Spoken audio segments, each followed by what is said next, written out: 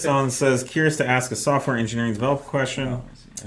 How do you internally version the software tuning files that you're developing? Also, how big is your tuning development team? How many people are usually working on one project at the same time? How do you review the tuning software, tuning file changes within the team? Mm-hmm.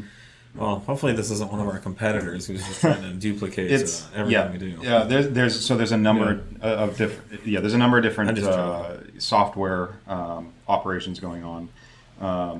We do have a true, more traditional software side of things where there's a team of us working on the applications, so like the SPI app, the actual server, that kind of thing. So that kind of stuff does go through we have peer review processes, we have code revisions or code revision repositories and all that, just like any standard software development process would have these days.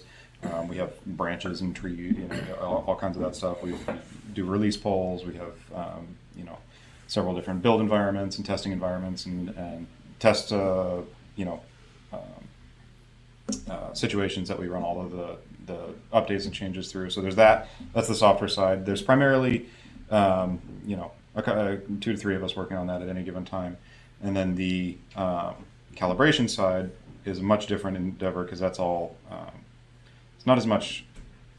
There's not like software work. It's a calibration effort. So you're modifying a number of parameters inside an ECU. That is tracked separately. That doesn't necessarily have a code revision because there's no code behind it. But we have software that we log and store and annotate and whatnot, and mark up our changes and our work. Usually we'll have one person per platform at a given time.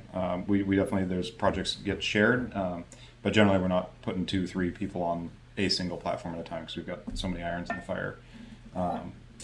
So that's the calibration side.